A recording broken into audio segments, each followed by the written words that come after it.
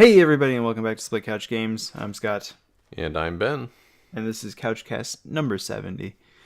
And we're going to be talking about a couple of cool things that have happened slash will possibly be happening in the future. Um, Number one, Drake, the famous rapper from Toronto, ended up on stream with Ninja, and we're going to kind of talk about that a little bit and see where that takes us. And then we're going to finish up talking about... Ben knows more about the story than I do. But basically, Microsoft says that... Or Microsoft seems to be open to bringing their exclusives to other platforms.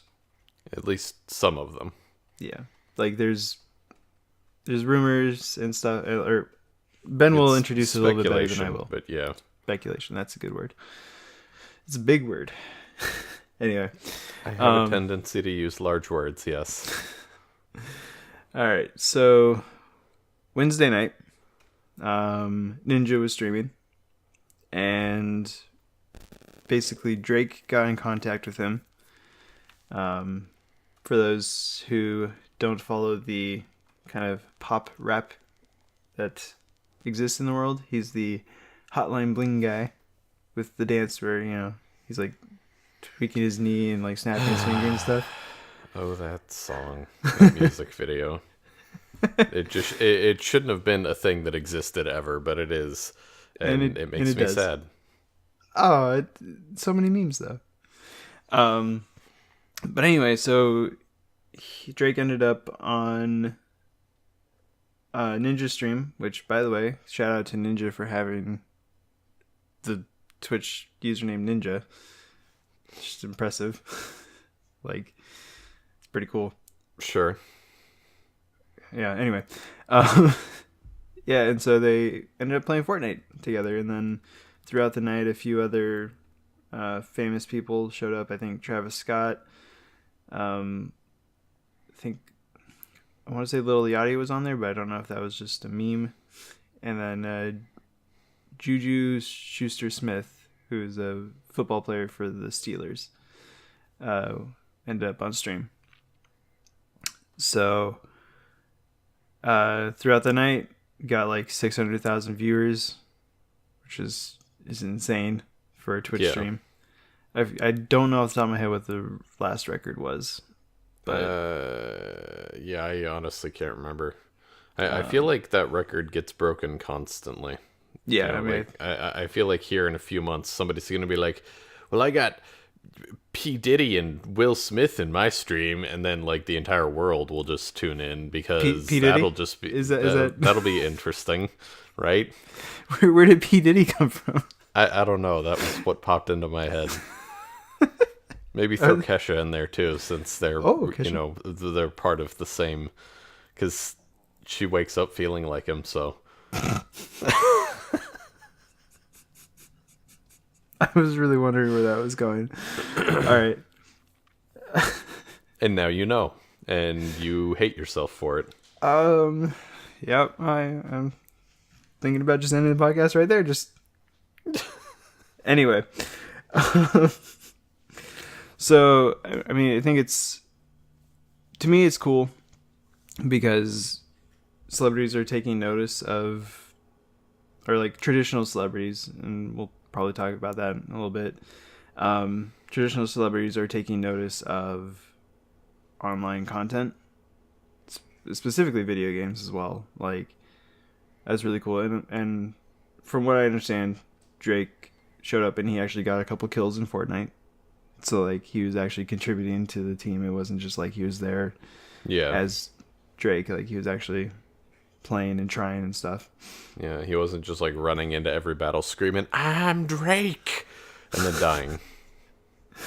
Yeah, it's not like that.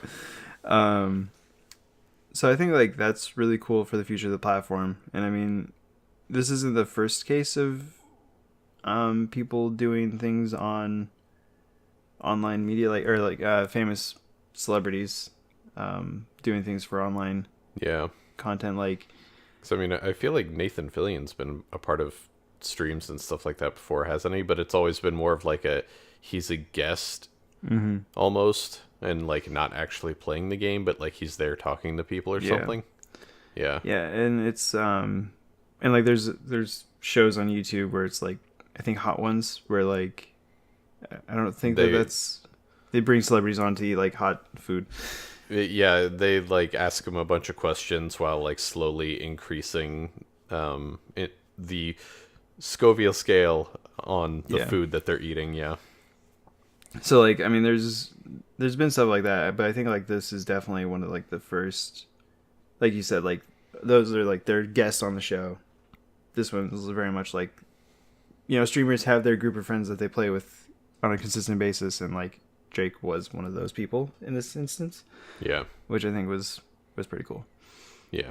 And then Juju Schuster-Smith is also one of the many professional sports related people / teams to invest in esports. I forget who he's invested in. I think it's, and I want to say Envious, but don't quote me on that. I'm gonna quote you on that. Okay. I'm gonna put it on a t-shirt. Juju Schuster-Smith. First of all, if you can spell Juju Schuster Smith. Is it Jujuschuster? Yeah, it wasn't that hard. I don't know why I said that. It's hard to say, but it's not hard to. Yeah. I was gonna say, it's like, it doesn't really sound like a difficult name to spell, but maybe this is one of those names where it's like, oh, you know, you'd think it was spelled that way, but there's actually a K and 3 Z's sprinkled throughout, and they're all silent. Yeah, I'm looking it up right now to see where he's at, but like, what are your thoughts on all this? Yeah, I mean, I think it's cool. In my personal opinion, I feel like any sort of streaming records or any other records pertaining to, you know, like online content creator work and that kind of thing.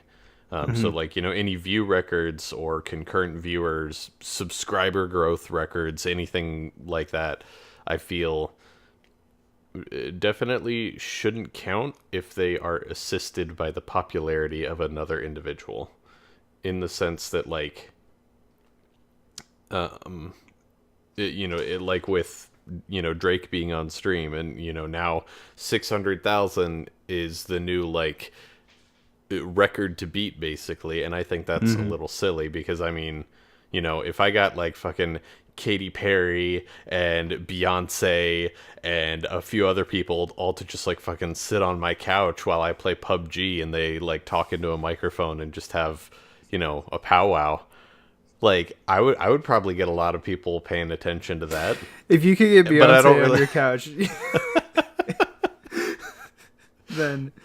then I mean, I'm sure I would deserve the record at that point. Yeah, that's a lot of work. That's a significant amount of work. But I mean, you deserve whatever record you get. Sure, but I mean, you get my point. Yeah. Like, I don't feel like, because I mean, most of those people wouldn't have tuned in if it weren't for Drake. The vast majority of those people. And I just think it's kind of like an unfair advantage, basically, to be like, oh, well, I set the new record. No, your friend set the record, and you happened to be the name that was attached to it. And maybe that's like a super cynical way of looking at it, but I'm also like very, because I mean, like I'm just very much like a even playing field kind of person. Sure. And I like, if I somehow got Markiplier to call out like, you know, our channel or like some other channel, sure, it like, if that content creator exploded and then was like, oh man, you know, I fucking exploded, and it, like, he doesn't even really like mention the fact that Markiplier had anything to do with it, then that's kind of a dick move.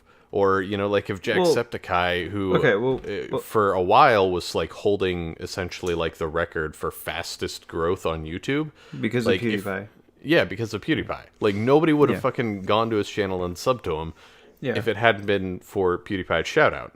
And I think it's silly that like those types of records are held by people in like there's no sort of like asterisk put next to it, because I feel like in every other industry where there is like some sort of outstanding record, there's like an asterisk, because it's like technically this is like the winner, if you will, but it doesn't really count for these reasons. Sure. I guess like I see what you're saying. I don't know if like I don't know if I agree completely. Like I think that like you can I think that the fact that like Drake's name is in there is like all the asterisks that you need. Like obviously like this is not a usual stream. Like there's no way that like Ninja's coming up next time and he's getting 600,000 concurrent viewers. And I think that I don't think that anyone is like I guess like I don't know, like I'm not like a huge Twitch culture person, but I don't think that like anyone's like freaking out saying like, "Oh my god, Sure. like this record is like, oh my god, Ninja's the greatest streamer ever because he holds this record." Yeah, no, And, like, totally. no And I one mean, else I'm should not even saying try. that people should be. I just think it's weird that like like all the news articles are like, new Twitch streaming record or whatever because Sure. some dude streamed with Drake. And I feel like it would be way more impressive if, somebody like all on their lonesome just because of like word of mouth or whatever ended up with like 300,000. And I Well, mean, that's kind of what like, happened with Doctor Disrespect, right? Like, yeah. which And is I what mean, the like, 388,000. yeah, and I saw mean, the like article. that was really kind of cool. Like, I'm not a huge fan of Doctor Disrespect, but I also haven't really watched like any of his streams. Like, I've Yeah. seen some clips and that kind of thing, but I've never sat down and watched any of his streams. Yeah. But like his persona just doesn't really seem like anyone that I would be interested in. Yeah. But I mean, the fact that like he got that many concurrent viewers just because of like who he is and everything is really cool. And I think but at the that same type time, of an like- accomplishment should be celebrated. But like Sure. any sort of like celebrity assisted But like accomplishment. but to that extent, right? Like I'm sure to get to that point, news outlets wrote an article about him or what have you. Like there's always Sure. these tools that like Yeah, require but I mean, a little bit of luck, a little and like it's one thing if you gain notoriety because of who you are and what you do. So if that notoriety just because of who you are and everything, like if that causes media outlets to write articles and everything to then only further your notoriety, that is still your accomplishment. okay. Whereas I had literally never heard of Ninja before. And now I know who he is because of this whole Drake thing. And I'm not exactly trying to like sit here and be like, hey, I know everybody on Twitch and I Sure. didn't know this Yeah. guy, because I don't watch Twitch all that much. Yeah. So, I don't know. It just seems weird to attribute such like a high acclaim Yeah. to an individual when the vast majority of that claim. Well, yeah, so like let me ask you this though. Like let's say that you somehow got in contact with Markiplier and you did a collaboration with Markiplier. Uh-huh. Is that better? I suppose it depends on how I got in contact with him. If it was like a friend of a friend of a friend who was just like, hey, like check out this channel, and then like Mark contacted me and said like, hey, I really like your stuff, then I feel like that would be okay. Or even if it was like, just like met him at a meet and greet at PAX or something, and I was like, hey, it's like I'm a huge fan, like you inspired me to do my own content, and then like he inquires, Yeah. but like if I'm spamming him with emails or Sure. something, But then like my point is that that's what happened with Drake. Drake got in contact with him, said, "Hey, can I be on your stream?" Like, okay, yeah, I suppose that's a fair point. And there's obviously a difference because obviously Markiplier is an online creator that like has done collaborations in the past, and like it is, Yeah, and like everyone does collaborations, but that's kind of like exactly what this is. It's a collaboration between a celebrity and a streamer. Yeah. Like, yeah.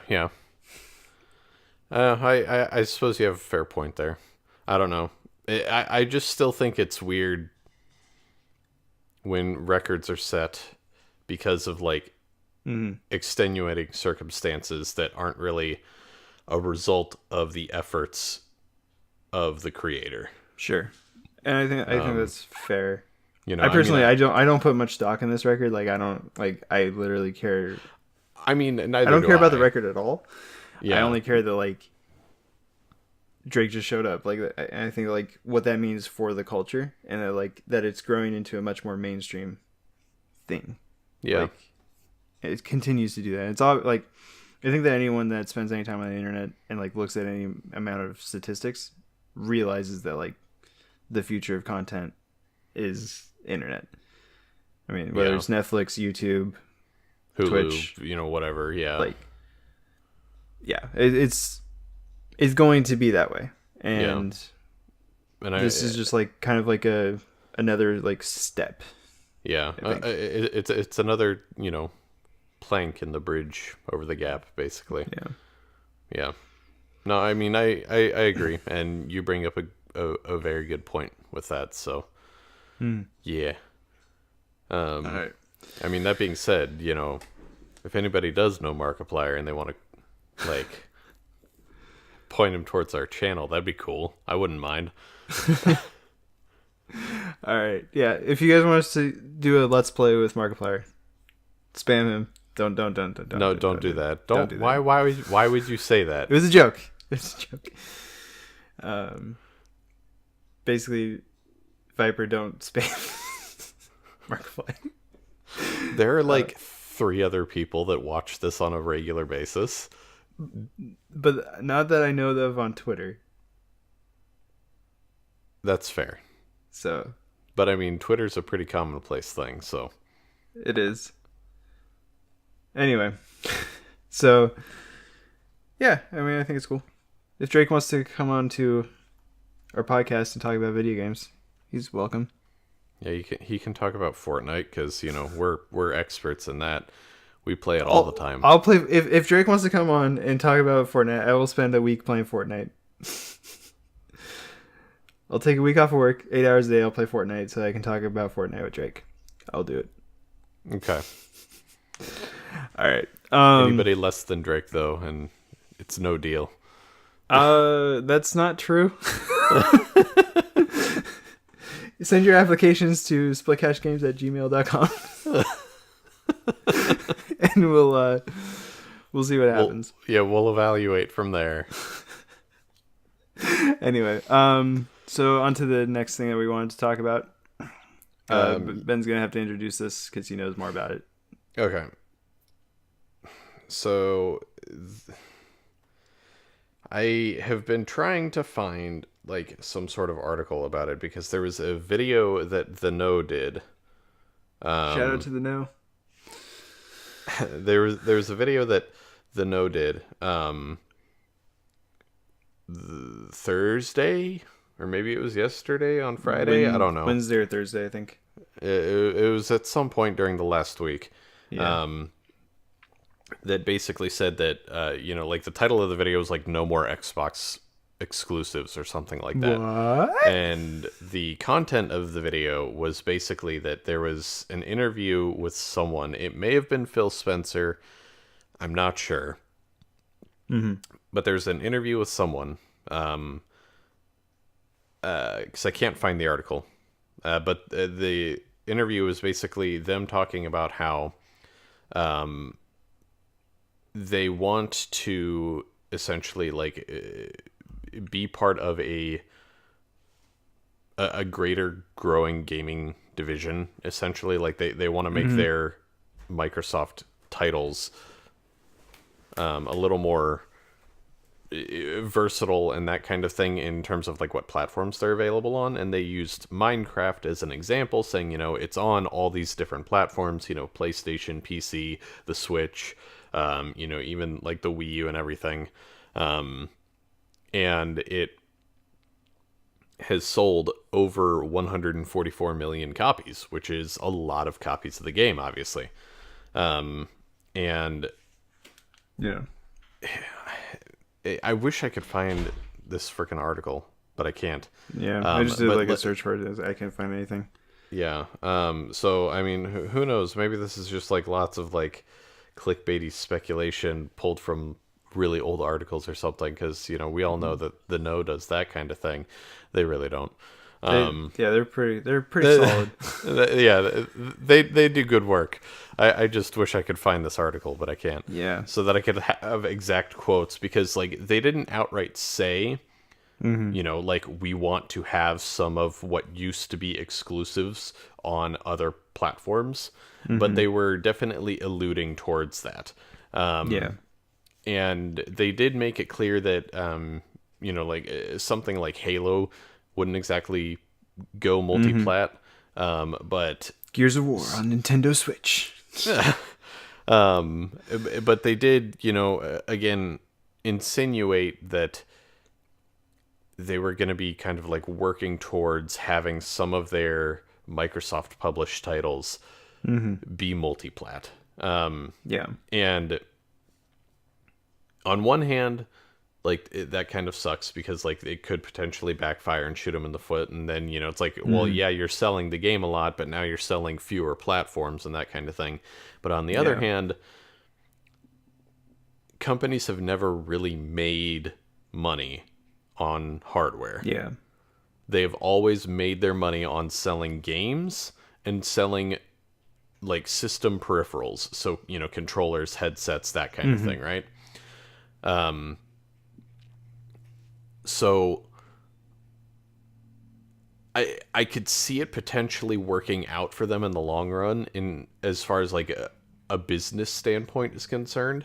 Yeah. Like they'll have their core fan base or whatever of people who are still buying the hardware and that kind of thing. And then their games will be able to reach all the people that don't necessarily care for buying their specific hardware. But what I'm worried about, assuming that they do this, like let's say they go with some of the still core but slightly less core franchises of like, Forza. Because I think that's super core. Like that's one of the best. Yeah, but I mean, it's not like, I don't know. People don't buy a system for racing games these days. Forza is real, like, it's. Yeah, I mean, it's really popular, but what competition does it have elsewhere? Sure. There's Gran Turismo on the PS4. Sometimes. But, I was going to say, it's like the last several games in that franchise, if I remember correctly, haven't been very good. I think that, like, you're not giving credit to the racing genre. It's similar to the sports genre, where it's like you have no interest in it, but other people really love it. Like people who like Forza buy every single Forza. I'm not saying that the Forza franchise is doing poorly. I'm just saying that it's not like a system seller in the sense that like not getting rid of, but diversifying the availability of that title would be detrimental to the Xbox brand. It might be though, because like to your point, what is its competition? Like Gran Turismo, sure, but like that doesn't come out as often as Forza does. Like I think like the last time it came out, it was like 5 years in between installments or something like that. Like, I guess it is like, the only racing game. if Yeah, someone so wants to play a like racing people game, would you're have to buy. Yeah. yeah. Okay, so yeah, I mean, it was a bad example, but I But like mean, I see what you're you, saying. Like yeah, you get what I I'm just saying. wanted Like, to clarify that like Forza is a pretty big important yeah, game. well, and I mean that's the part that I'm struggling with because like every like Xbox exclusive anymore is like a big deal. Yeah, So right. it's hard to imagine like, okay, well, what game are they thinking about doing this with that wouldn't potentially completely destroy their franchise or their brand? Yeah. Um, I mean, but I mean, the part that I'm worried about the most is like, let's say, that they do, toss out some of the big guns onto a different platform or whatever. Or even just enough of these smaller guns, if you will, that it becomes a little bit of a concern. yeah. The part that I'm worried about personally is if they do that, will it affect console sales enough that the console itself becomes more of a money sink than anything else? Yeah. Or will they just kind of like adapt their strategy in terms of like, we're still going to make consoles, but we're making far fewer. So then we could end up in a situation where it's like the Nintendo Wii all over again, where some people Yeah. don't get one for 2-3 years because they just can't simply keep up with production Yeah. or versus demand. So I think thinking about it, I think that like what they might be trying to do is something like Recore, where it I don't think it sold particularly well.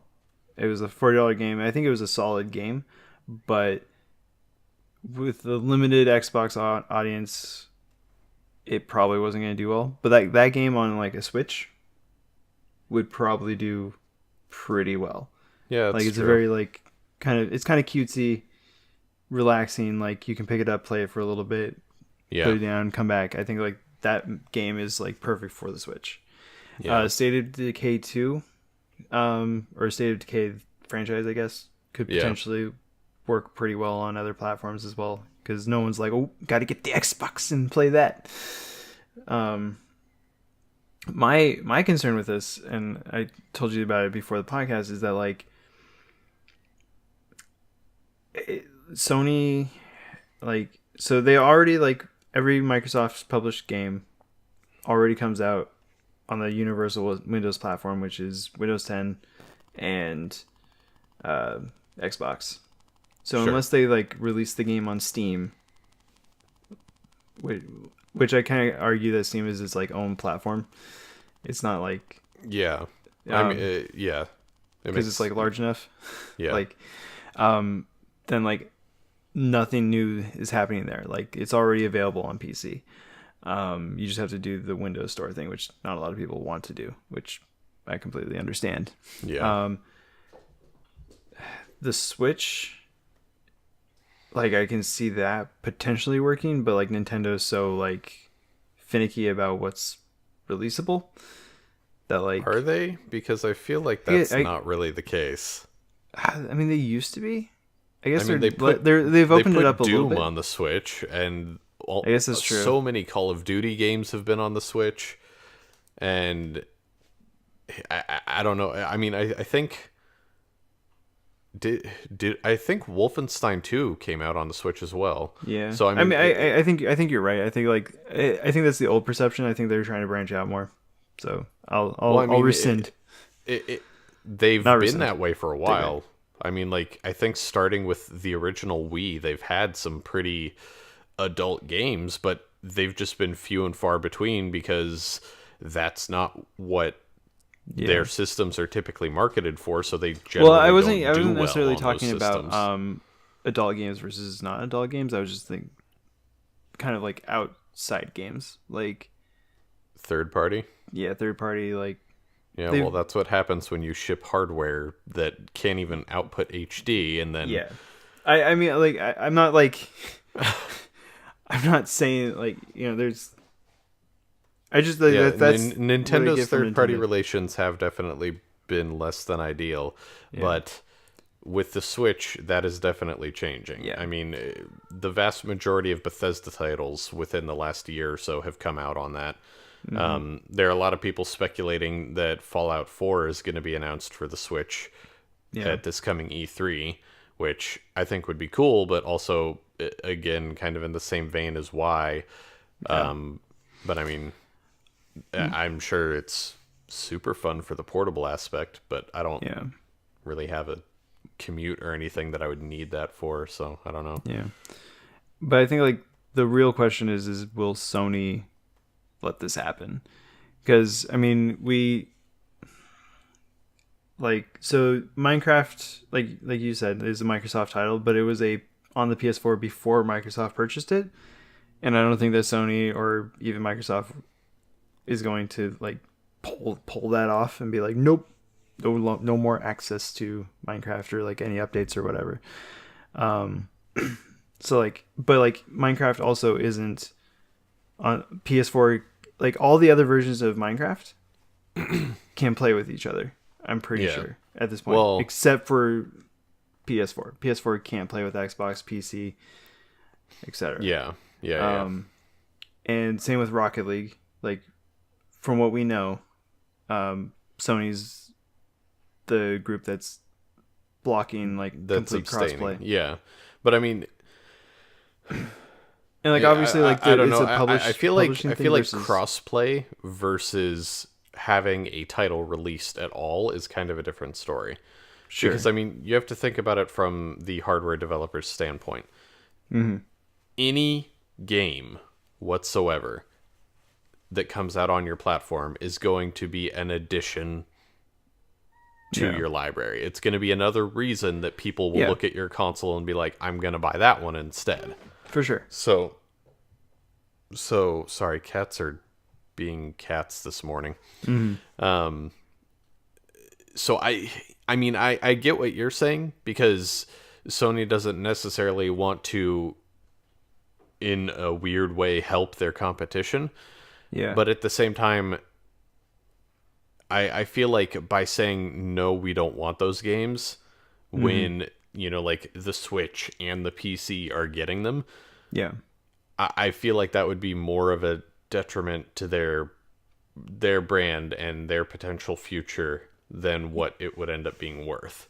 Yeah. So I mean, like, I'm not necessarily like saying that, like, so I want to clarify, like, I'm not necessarily saying that they're going to like block a Microsoft title. Like, they're not going to be like, well, no, we're not going to do business with you.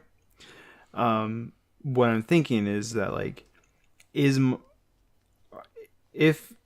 Microsoft wants to do what they've done with Minecraft, like, you know, that's the example that they said in the, like, the guy quoted, right, was Microsoft or Minecraft did 144 million in sales, or has sold 144 million copies. If they want to replicate that, they're going to want crossplay as well. Like they're going to want to just be able to have like one ecosystem for all their games. I mean, so like if it's a multiplayer title, that's already not happening. Was that? So I mean that's already not happening. I mean, I know, but like for any new title, is Microsoft going to want to put the time in to develop for the PS4, but not have it be within the same family as everyone else? Are they going to have to market it as like, hey, there's crossplay between all these platforms except for Sony? Like, I mean, I suppose it depends on what type of business tactic this is intended to be and how petty they are. Because, I mean, if they're going to play the petty game, then they could probably start doing that.